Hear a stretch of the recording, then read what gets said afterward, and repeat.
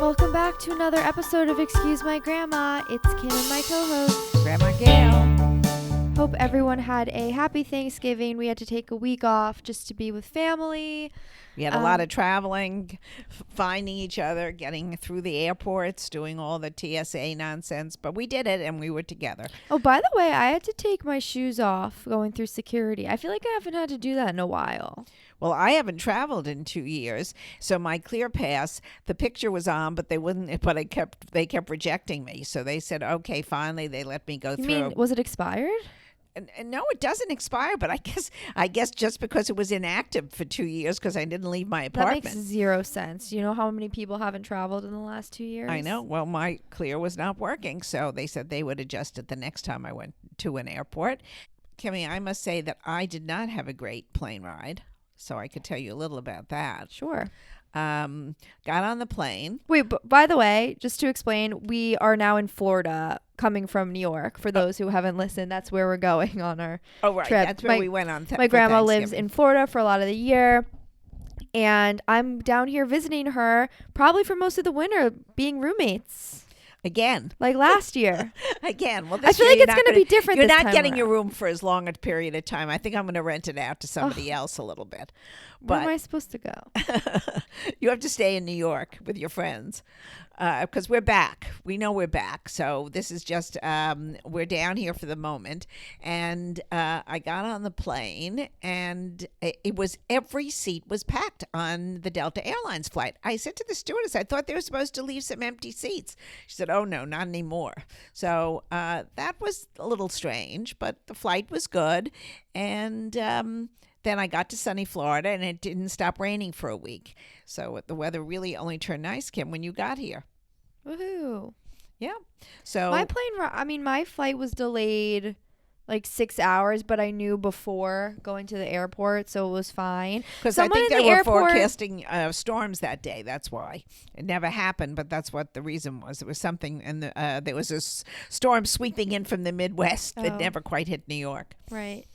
Some people in the airport said that they loved our podcast and stopped me, which is always so nice to hear. They were like, we love Grandma. I was like, I'm going to see her right now. Have a safe flight. But yeah, no, people are starting to recognize us more and more, which is so nice. We love when you guys say hi. And we love your questions that we're getting from you. Yes, we've gotten so many questions. I think we're going to answer them in our next episode and do episode basically just the two of us answering all of our questions because we've gotten a lot and I want to make sure we get to a chunk of them. But in this episode, I don't think we're going to have time. I think we should introduce our speakers because they're extra special today, our guests. Yes, I love both of them. We were both very addicted to their show when it came out on Netflix this summer. My Unorthodox Life. I loved it. I loved her mother. You watched it probably before. Yeah, I watched it first. You watched it like the day it came out. And it was so interesting because what the mom had to do to leave her community, get the courage up, and then start a career and juggle her family, which was a difficult situation at the time. So it's a fascinating program, and I actually think, Kim, they're coming out with a season 2. Yeah, season 2 officially renewed for Netflix.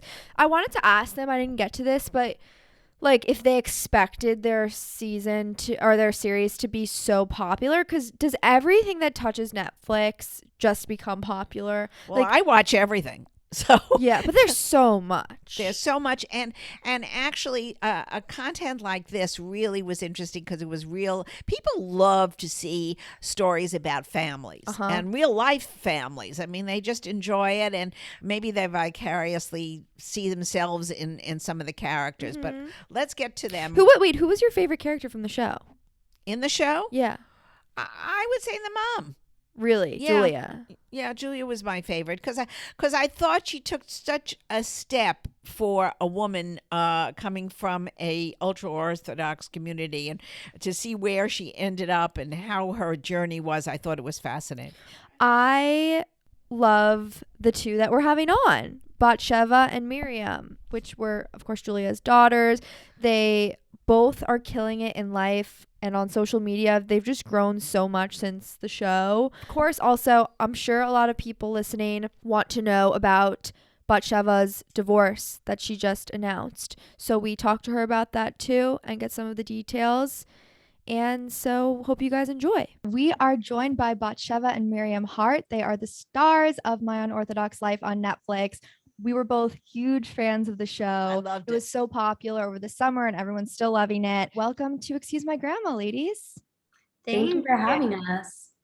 So just a little bit more background on both of you, and I'll let you get into it. Batsheva is a huge TikToker. That's how she kind of got started. And Miriam is into coding, probably smarter than everyone combined here. So she's at certainly smarter Stanford. than us. Yes. So let's start with a little intro from both of you, your age and your current relationship status. Hi, I'm Batsheva. I'm 28 and I am newly single. I'm Miriam. I'm 21 years old and I am newly in a relationship. I'm here. I feel like 8 months isn't newly anymore. Yeah, I guess so. Compared to your past relationship, it's new. So that's why I said that. But yeah. Obviously, it's probably a little hard to talk about, but you were married for 9 years. Is it weird to say newly single, or is it relieving? Definitely weird. Yeah. And then Miriam, where did you meet your girlfriend? I actually met my girlfriend on Hinge. Okay. Oh no, Yeah. a dating app. A dating app. Okay. All I'm right. a big fan of dating apps. What do you guys think? I mean, like, I'm obsessed. And then Batsheva, is that something that you think you'll get on now, or? Maybe, but I've never been on one, so I don't have a real opinion. But I think I've heard a lot of great things. You know, Miriam met her girlfriend, and Shlomo goes on lots of dates through all the apps. So I know people like it. When you guys filmed the show, was Shlomo on any apps, or that's kind of a new thing? I don't think so. I don't remember, honestly. I think we were like setting up his profiles. Okay. Yeah.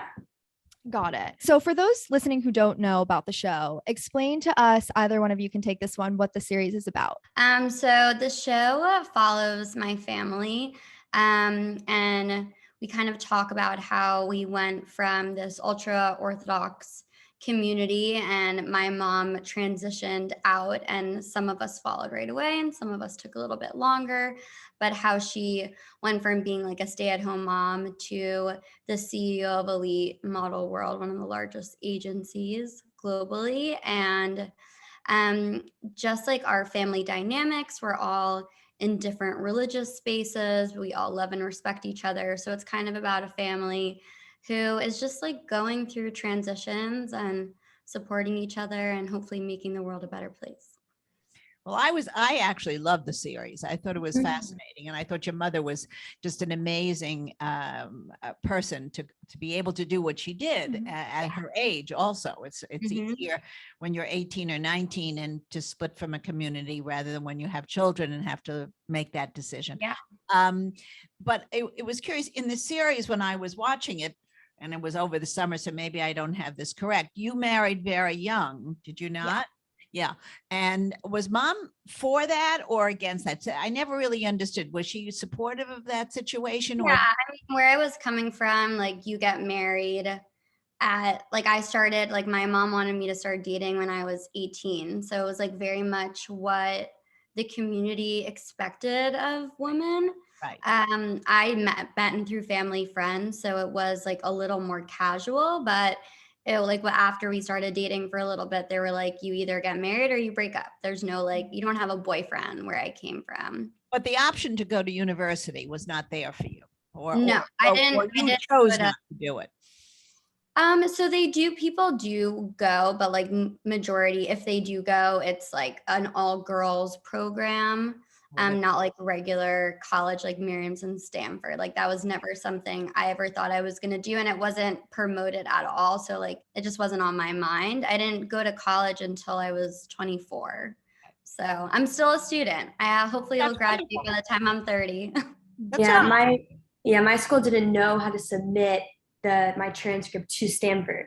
That was like, there's no college guidance counselor. It was like a whole ordeal. It took 6 months for my school to just submit my college application. Miriam, So where did you go to high school? Were you at a religious high school? Yeah.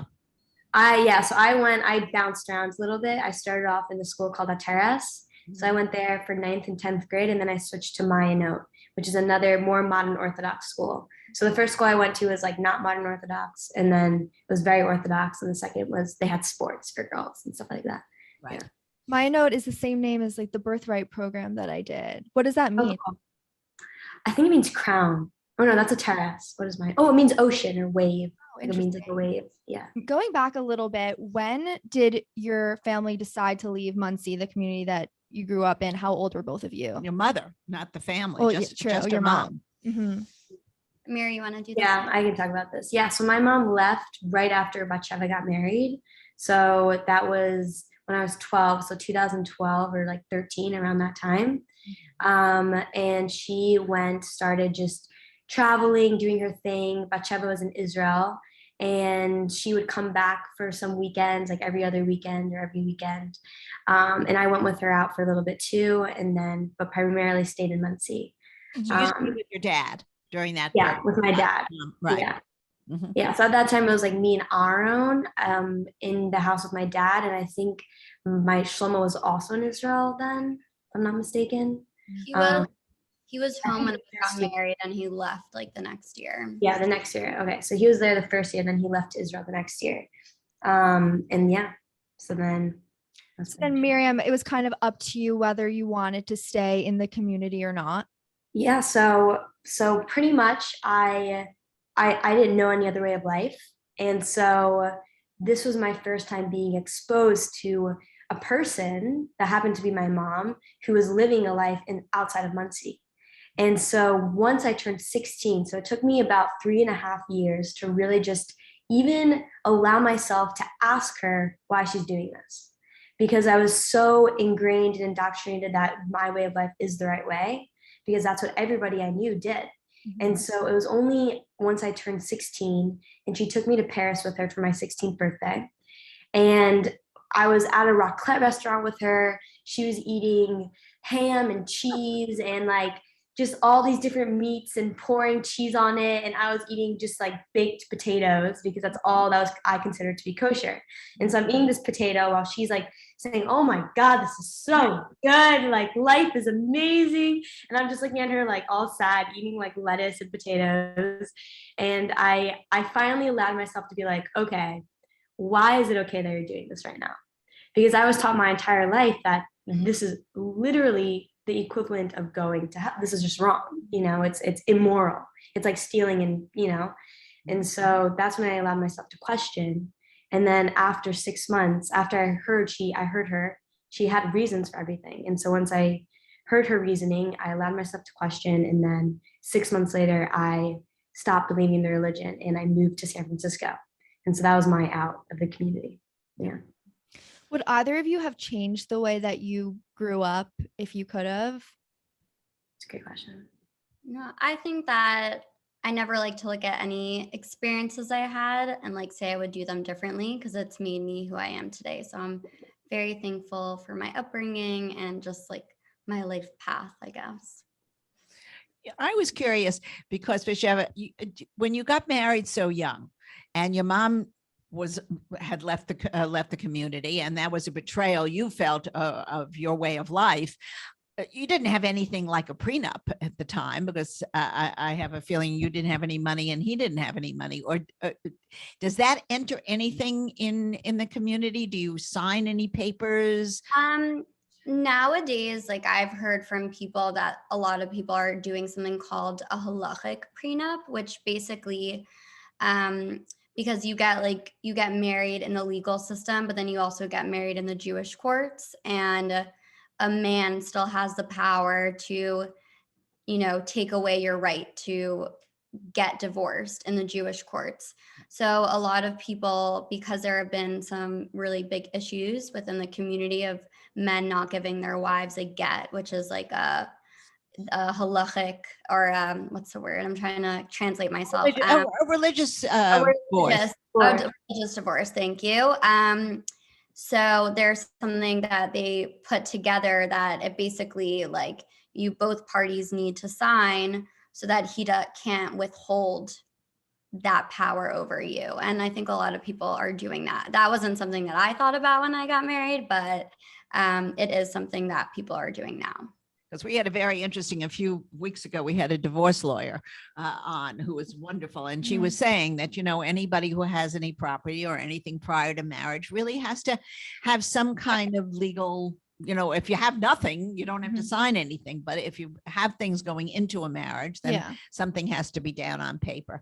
But I guess if the people around you aren't doing that or don't tell you that, like, how would you know? Yeah, I mean, I know that people do like regular or legal prenups, but it's definitely not like spoken about so much. But this new like religious prenup has recently been very popular because of all the terrible tragedies of men withholding women's rights to remarry and get divorced. Yeah, it's for some people, I'm sure it sounds so foreign, a lot of these rules, and even watching the show, like not wearing pants and things like that. Can you guys describe like the religious reason behind why you can't wear pants? And also each of your time wearing pants for the first time. So I guess for the religious part, it's like something called a beged ish, which is men's clothing. So that's where like back in the day, I would say, I think until like maybe the 40s, 50s, closer, like women didn't wear pants. It wasn't something that was part of society. So it was considered beged ish, like men's clothing. And that's why it was not allowed. And you're also not supposed to like show the shape of your legs. And there's other things that go into it. So I didn't start wearing pants until February will be 2 years ago. So really recent. Way after you were married. Way after I was married. Way. I was like 27. Yeah. Well, it's a modesty issue for the very religious. So it's right. And then Miriam, what about you? Well, Miriam is with us. She's wearing pants all the time. Yeah. But no, I mean, like the first time I wore pants was when I was 16, I think. And so it was playing basketball. That's all. I remember growing up and just wanting to wear basketball shorts. Like that's what I wanted to do. And I remember I would be with my mom, we'd be at a mall trying to find shirts this is a very sneeze shirt. This passes the test, it covers my collarbones and my elbows. And I remember we would go shopping and try to find clothes that did that. And my mom would be like, oh, look at those leather leggings. Like these pants look so amazing. I wish I could wear them. And I'd be like, look at those basketball shorts. Like it looks so soft and loose and comfortable. And so those were the first pairs of pants that I wore. They're basketball shorts. I want to talk a little bit about your relationships with your mom. I'm super close with my grandma. Like I share everything pretty much with her, especially when it comes to dating. I need her advice. Which one of you, I mean, from watching the show, it seemed like maybe Miriam kind of is more similar to your mom, so shared stuff in that way. But what would you guys say, like who's more open? Ooh, Miriam. I guess, yeah, I would say like, honestly, my mom's my best friend. So there's nothing that I'm scared to talk about with her, tell her.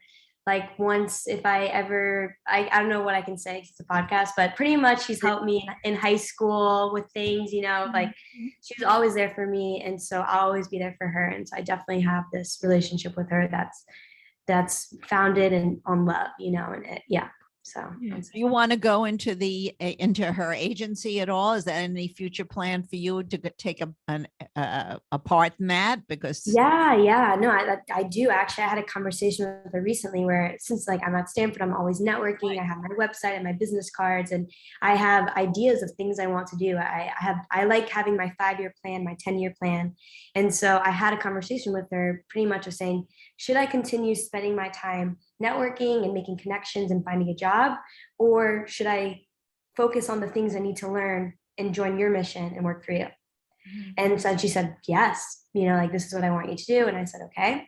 And so the past year, instead of focusing on networking and finding connections to get a job, I've been focusing on my education and just being ready for my position when I decide to join elite. Now, what year are you in college? I'm a senior. Oh, you're a senior, so it's fine. Okay. Batsheva, are you in the company now doing something? Because you always look gorgeous. I have to tell you, I've followed you on. She loves your TikTok. Oh my gosh. You look so pretty in every outfit you put on, and you could just be a model on TikTok all day long. Yeah, I mean, I'm represented by Elite. Okay. Jesse's my manager on here, and so I work with them. And then I also help with like their social media programs for the models that they onboard and talent in general. Do you think that after the show, either of you have had more of an interest of being like in media and showbiz and entertainment? And also just in general, like how's your lives changed after all of this? After the show. Mhm. I guess I can go. Yeah, so I would say that yes, actually, I play guitar, and so something on my bucket list is to release a single at some point. Oh my God, So you heard it here, everyone, for the first time. I will definitely be releasing a single. I have titles of songs that I really like so far, so we'll see. And then I mean, like, I assume so because this industry is very exciting, you know. And so once you're in it, it's hard to say. At least for me, I feel like it's hard to say goodbye. I just want to do more and talk about more things and be in front of the camera. And so, I'm sure we'll be around for longer. I think Batsheva will feel the same way. But yeah, you were just renewed for season 2, which is very exciting. Have you started filming yet? not yet. No, Okay. we're very I soon. though. want to ask you something. How much of it is created for the show? Is it basically, I know it's a reality show. I know most of it is accurate, but they have to make a story out of it and, you know, on each Episode. segment. So is any of it false and it's just created to make the story go smoothly, or is it pretty accurate? No, I think what's like special about our show is that they look at like what we're up to and film that instead of creating Story. experiences for us. So I think that's why like the show resonated with more people, because there wasn't like all this fake random drama. We're just like sharing what we're actually up to and like experiences that we're actually having, and that's like what made it interesting. Can you share anything that we can see in season 2, like anything that you guys are going to be up to? You will have to wait and watch. I thought I They're not going to give Right. this away. They're not doing that. That's for sure. Now, are you living in the city on your own now, Batsheva, or you live back at mom's, or do you're staying in? Yeah, I'm still with my mom until I move back into my apartment in a little bit. Okay. Okay. All right. So post divorce, you obviously can't live in the same place anymore. So do you think you'll keep your apartment or find a new place? Yeah, I plan on staying in my apartment and redecorating. So actually my Instagram today, like reaching out to artists and different people to help me revamp my space so it feels just for me. Yeah, no, it's so true, because so many people that I know who like live with a significant other and then decide to like break up, everything reminds them of the other person, and it's like such a real thing. So I think it's important probably to revamp your space and like to share that with people, because it's definitely a thing. So I want to get into a little bit. You were married for 9 years. Just last week or so, you announced your separation. Can I read what you put on your Instagram story just so people know? Like the little statement. So you said, after some time and consideration, we have made the difficult decision to separate. We have so much love and respect for each other, but have realized that it's time to take some space to ensure that each of us live the most joyous, fulfilling lives possible. So just can you share with people the main reason or one of the main reasons that you wanted to do it? By the way, before you even say it, I never thought you were a good combination. Oh, She's so unfiltered. I watched that the show and I didn't see it. I couldn't understand it. I mean, you're so smart, and I couldn't figure out the whole thing. So I'd like to hear what well, you'll have to watch season 2 to get all the details. Be on it? And that's all that I can say right now. So I'm just sharing my experience trying to navigate, single life. Well, you're young. Yeah. You're young, and New York is a great place to be a single girl. Yes. Woman. Thank you. Would you recommend people get married at a young age? No, definitely not. When people would ask us this, like, since we got married, we're like, it's too young. 19 is way too young. I wouldn't go back and change anything, because again, like, I'm very thankful. Like, he helped me grow into the person I am today, and I love who I am. So I really appreciate like everything that we've been through together. But I don't think that getting married that young, like, you're still developing into a new person. So you need time to like do that on your own or with someone who's not your forever person. That's my personal experience. I mean, my personal thought on it. Also, I But think a man should, it's very difficult for a 19 or yeah, 20-year-old man. He's a boy boy, at 19 or a 20 boy. Yeah. and really not a man. And I think that's a major thing. A woman at 19 with the right partner can survive, but a man really can't. He hasn't found himself he really hasn't found his place in the world. And it's really unfair. And that's part of the problem with the community. If I might say, I'm out of the community. I am Jewish. I don't really understand all the ramifications of the community, but that is a big detriment to a relationship, I think. Yeah, definitely. And again, like, that's not to say that if someone does get married that age, it's not going to work out, but I think that it's much more challenging. And I think like like it's hard to find someone that you can like grow into who you're going to be with if you get married that young. Yeah, that makes sense. Miriam's obviously, well, I want to get into your relationship in a second, but also you're friends with all your exes, as we saw like on the show. You had them all at your party. Batsheva, do you think you'll have a similar outlook once you start going back into the dating pool as Miriam does, and like be down to have all your exes in the same room?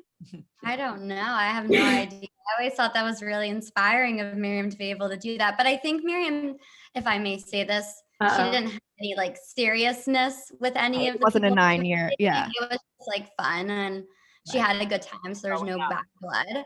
So I feel like it's a little different, like when you go out on a couple of dates to call someone your ex. Like, I don't even know if you can consider all those people exes, unless they were like labeled as a partner. But that's just my feelings, right, Miriam? Yeah. That's Really fair. Miriam, I love the scene. I think about this all the time where you were talking to your mom and you were like, how I'm bi or whatever. And she was like, not whatever, like you're bi, own it. I just loved that. When did you realize that you were bisexual? Well, I think that I always was bisexual because I remember when I was younger, like 10 years old or 11 years old, I would just stare at my friend's boobs and I thought that was normal. So I didn't realize, I thought every person did that, like every girl. I didn't think that that was like a thing that means I was bisexual. But I clearly was always attracted to women. And I think that the first time I admitted that I was bisexual or really accepted it was when I was in San Francisco. And every girl there was bisexual because it was a very gay area. And so all of my friends were somewhat queer. And so they always talked about it. And so I think one time somebody asked me, "Oh, are you?" And I said yes. And the first time I said yes, I think was actually my freshman year at Stanford. And somebody just like asked me, like, "Are you bi?" And I was like totally taken back by that question. I'm like, what? Why do I look bi? Like, what does this mean? And then I just said yes. And that was my first time admitting that to people and to myself. Yeah. Batsheva, on the show, you were kind of like coming to grips with this with your sister and thought it might have been a phase. When did you really come to understand that like this is who she is? Was there a moment or just time? I think just like having like a real conversation with her is like, that's what, we never really like spoke about her dating in general. So it was just like all like a very new experience between us. Very thankful like that we're super close because we do have like a 7-year age gap. So growing up, we were always in like very different stages of life. So it was like really, so it was just like exciting to be able to hear, like, I never had a sibling who was dating, like Shlomo only just started dating. So to have like, a sister going through different experiences was just like something completely new to me. So I was just like happy to be able to like hear her side and like hear how she's feeling and be able to connect with her on that level. Nice. Obviously, your mom is super sex positive. She was giving vibrators around the office. Miriam, I was hoping maybe you could rate from everyone in the family on a scale of like super, super open about sex to like the least open. How would you rate everyone? So super open to least. So mom, like if super open is 10, she's 10. Or she's 12. I'd go a little bit over the scale, honestly. And then older brother, I would say like with family, probably more open. So I would give him like a 4 with a 5. I'll give him a 5 with family. And then outside of that, a 0 probably. And then Batsheva, and also with family, like with me at least, we're very open with each other when it comes to like talking about sex. So I would say 10. And then in public, I don't know, maybe like 3. For that, No, that that's makes really sense. good. Yeah. That makes sense. And then for me, I would say I'm also pretty much like 10-10. I would say I'm pretty open all around. I look at my girlfriend, I'm like, can I say this to my friends, if we're about to talk about something? Yeah. If she gives me a little like head nod, then I know it's okay. But I'm so open about it. So yeah. Nice. I also wanted to know, since obviously I do this podcast with my grandma, what is your relationship with your grandma or grandparents, if they're still around? Are they still in the community? My dad's mom, she's like, we call her, she's grandma to us, and she's a great grandma, I think.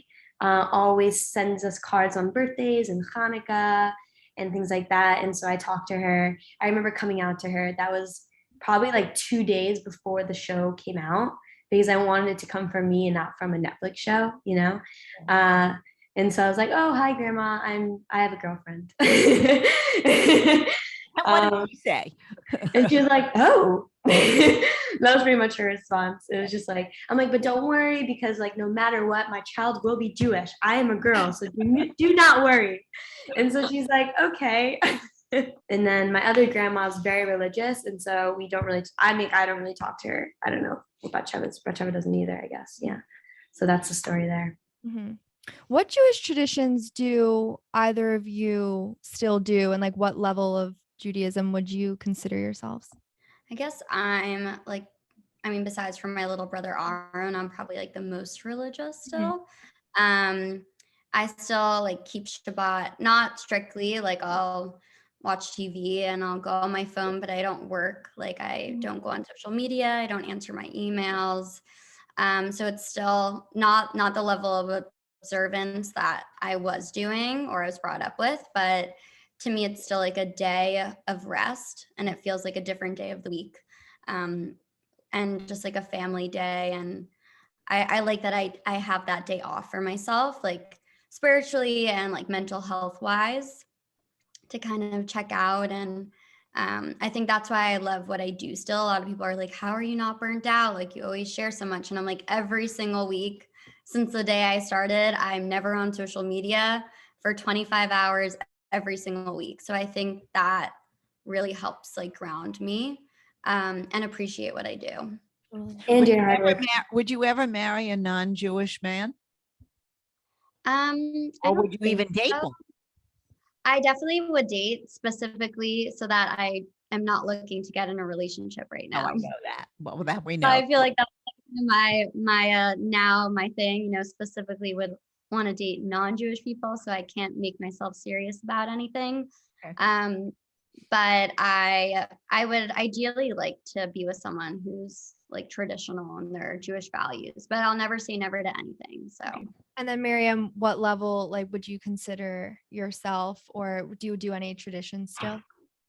I'm very like pridefully Jewish, I would say. So I like have a Star of David necklace, and I go to like Jewish things at Stanford, different events that they have, and I actually, something that I picked up starting my senior year at Stanford was every Friday night, and I kept this throughout this entire semester. I had Friday night dinners where I would invite 4 people, and each person would invite somebody new. And we would have a themed conversation. It would be moral relativity, or the theory of time, and just like so many different, or sex, or like, just somebody else would come up with an idea, or art. And so it definitely wasn't like a Shabbos dinner. And ever somebody said that to me, I'd be like, no, this is not a Shabbos meal. This is an intellectual conversation that we're having at Stanford, But it was on Friday. On a Friday. But it happens to be on a Friday. But it happens to be a Friday night. And so I would say that I really like that. And it's similar to what Batsheva was saying, where it's like this one day where you come together, friends, family, and you just put everything else aside. and you talk and you're just with each other. And I think that's special and beautiful. And I think as I get older, I'm understanding more why that exists. And so I'm learning to appreciate it more. Yeah. So also both your parents are remarried. Congratulations. I know your dad was more recent. How does everybody get along with each other, and how did you what were your feelings kind of going through that when your parents got remarried? Well, tomorrow we're having Thanksgiving by my mom with my dad and his new wife. So we all get along really well. I think that it's not super common, but I think it should be more common. I know it's not so easy. Like I give a lot of praise and thanks to my parents for being able to put their differences aside and just give us family time. And that's it. You know, they get along great post-marriage. So we're all very happy. And I think I speak for both of us and like my siblings. We ultimately just want our parents to be happy. So to see them with partners that do that for them, is really, it's really nice. And also, so your mom married Silvio Haart. I feel like a lot of people, you know, kind of were making comments. I'm curious what you guys think of this, of like his role, like, or his part in her career wasn't really shown on the show as much. Like, what do you guys say to comments like that? That is the only time I ever respond to hateful messages, is when people say that my mom has any of her success from a man. This is all her. She worked her ass off. She made all of her connections. She like literally is the hardest working person I ever have met. She literally works 24/7. So I never respond to hate, but when people write comments like that, like I'm like, excuse me. Yeah. Who the hell are you? I get very passionate about it just because I know my mom has worked so hard. And I think it's like so disappointing in society today that women can't be considered successful without the help of a man or anything like that. Like, why is that always a topic, and why is it always come into question? Was Haart her maiden name, or did she make that? Haart, yeah, her maiden name is Leibov, and I thought it is Haart. So that's where it's inspired by her name. Creative, okay. And yeah, he actually, when they got married, said he would take on her name, and we've taken on my mom's name as well professionally. Well, Miriam changed her name legally. I have 3 names. Well, now I have 2 names. So many names. So many. What's in a name? What's in a name? Exactly. So I would love to end the episode with Grandma Gail's old-fashioned dating quiz. Just because I'm old, so I'm giving you an old-fashioned quiz. So it's something we've been doing with our guests recently. We're also going to do like a put a finger down TikTok for this, but basically we'll go through a few scenarios, and at the end we will deem whether you are an old-fashioned dater or a modern dater. So first one is, do you prefer to call or text the person that you're dating? Well, Miriam. Call. Miriam. Okay. And then yeah. I don't know if I could like be in this pool yet. I've never dated anyone really. Hypothetically, I guess text. Okay. Would you sleep with someone on the first date? Yes. I'd like to say no, but I again have no experience to bring this on.